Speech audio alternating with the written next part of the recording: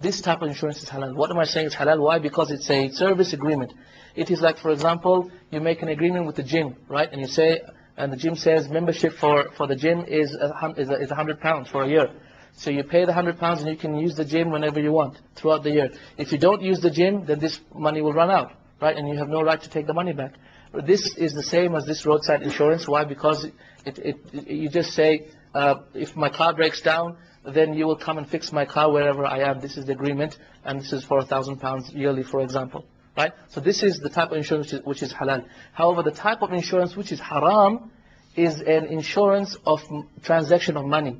You see, this AA transaction is a transaction of money for a service, correct?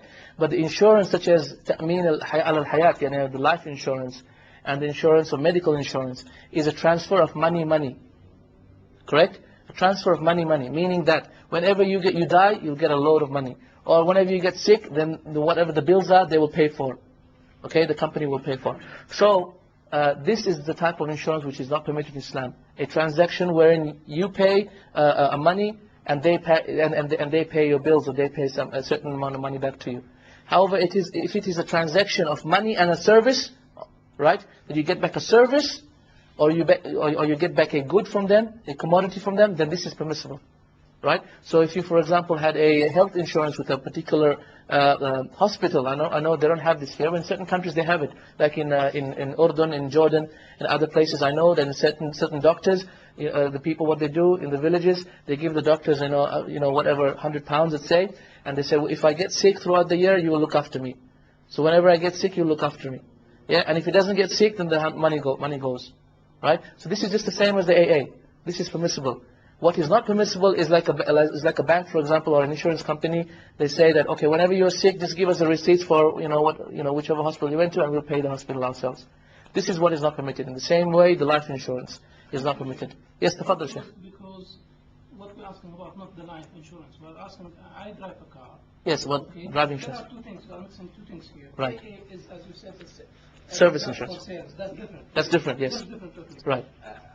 By the law, I can't drive this car unless I pay third party or comprehensive. Great.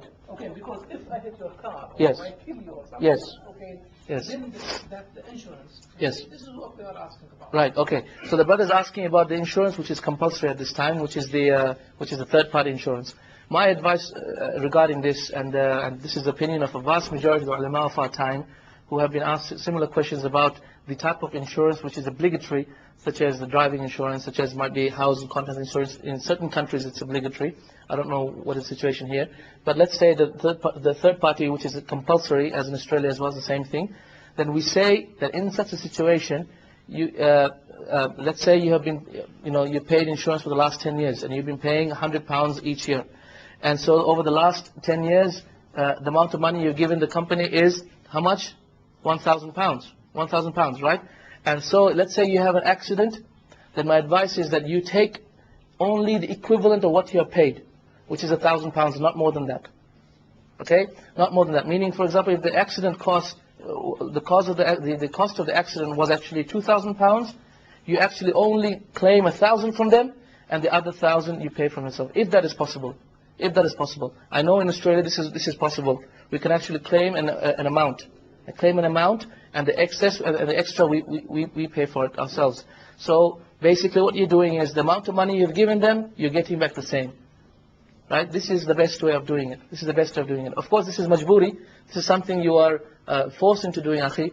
And so, the ithm is lifted because the difficulty of driving without a car is so tremendous, and this is something which really we can say in Arabic, Ammad bihil balwa. Ammad bihil balwa. This issue of insurance and third-party insurance. Yes, brother. Same issue. Yeah. Yeah. Going back to the AA insurance, I also find it a bit confusing in the sense that, for example, you might be a member of the AA. You have a breakdown before the AA. They send RAC, which is the nearest, another company does the same thing. Yes. Which is the nearest car to you. Yes. You get your car fixed.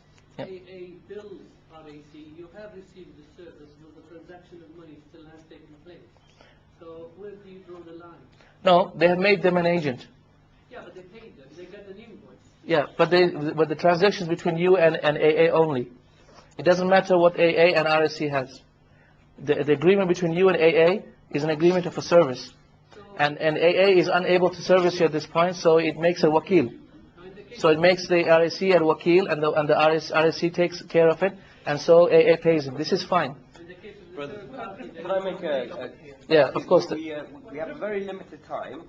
Abu Yusuf will be staying with us, inshallah, for the food afterwards. Can I ask if the debate is going to carry on uncertain issues, yeah. Can we come back to it? Because we have a pile of questions to get through. So inshallah, if we can agree yeah, this topic will be finished afterwards. So inshallah, we'll have one from the sisters. Oh, okay. And then, can I ask about the main topic which Sheikh spoke about? And then we'll get to the questions. Which one? About the issues related to the topic, man. The main topic is istiqamah. Yeah, inshallah. After this one, you're next, inshallah. Right. Okay, Assalamu alaikum. The Prophet ﷺ said that the people that will be with him in Jannah will be mainly those that will come after him. Can you recall the hadith to us? And my question is it referring to the people of Palestine only? I'm sorry, I don't know a hadith like this, that the people that will be with him in Jannah will be mainly those that will come after him.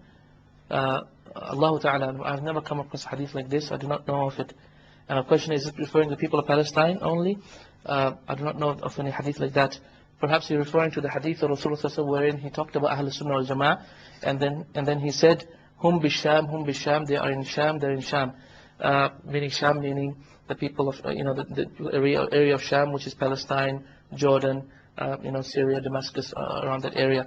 But I'm sorry, I do not know of a hadith from this point. Yeah. Okay, the other question the brother had,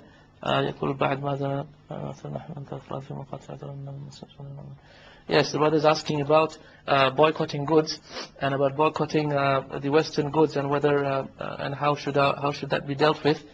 This is what you're asking, Akhi, about boycotting. Oh, okay. Oh, sorry. About boycotting goods and about and how we should be boycotting and whether that should be really applied here. Indeed, Allah subhanahu wa ta'ala has created us as friends. We mu'mineen are believers and helpers to one another. So we are obliged by our religion to help each other first. We are obliged by our religion to help each other first and to be friends. And whatever that dictates, whatever that friendship dictates, whether it be from helping each other monetarily, such as giving the obligatory zakat and the zakat al-fitr, etc., or voluntarily, such as giving our Muslim brothers charity, and such as, for example, giving our neighbors charity. We are obliged to help each other, not only just physically, but as well monetarily. And boycotting of goods is something which can be applied as a halal means, a halal mean of actually trying to force certain Western methodologies which are anti-Islamic in order to be favorable to the Muslims. However, I hope that this will not cause backlash. If it does cause backlash, which I'm seeing at the moment, I do not advise this at all, because you're living in the West, ya akhi, my brother and sister in Islam, you're living in the West, and you wish to boycott the West. I do not see how that is possible. I do not see how that is physically ever possible. So I do not ask you to be anti-West at this point. And just because you're living here, and you should build a community here. I mean, there's no way that you can really. I can't say everybody get out of here. I can't, and this would be wrong for me to say as well. It would be wrong for me to say. So I do not I do not tell you to boycott the West, because this is practically impossible for you to boycott the West. But I do say that help your brothers wherever they are, in whatever way you can, whether it be dua, whether it be with your money and your charity, in whatever way possible. Jazakallah khair. Naam. What was his by boycotting the West? Boycotting within Muslim communities is that we talk really especially about companies that are openly, say, supporting Zionism. Well, let me just say, yeah. Just to give you an example of how disunited the Muslims are. Mashallah, we have Makkah Cola, right? You see Makkah Cola? When did Makkah Cola come out? 6 months or so? 6 months, right? And mashallah, how many colas do we have now, Muslim colas? We have Qibla Cola, Aqsa Cola, we have Medina Cola, we have Muslim Cola, we have anti-Muslim Cola, no, what else? Whatever cola you can think of, we have. And so many more in the pipeline. So many more in the pipeline. See how disunited we are. And every one of them is saying, don't drink stupid, drink, think before you drink. I said, subhanallah, this is amazing. And every one of them says 10% to Palestine and 10% to local charities, correct or not? Amazing. Well, look at how disunited we are. We can't even drink the same cola. Hey? Subhanallah. So this is an effect of, we're talking about boycotting, we're making fun of ourselves, guys. We're making fun of ourselves. And you hold on to the religion, hold steadfast upon the religion before you start, trying to do things which you're not able to do. And this boycotting can be done in Muslim countries, not whilst you are in the Muslim minority here. You can't boycott when you're a Muslim minority. You can't. You're buying fuel, right? Don't you drive a car? You're buying fuel. Where are you buying fuel from? The local station. The local station is Muslim? No. Then you're not boycotting. What are you talking about boycotting, Akhi? No, the car you're driving is a Muslim car. Muslims don't have cars.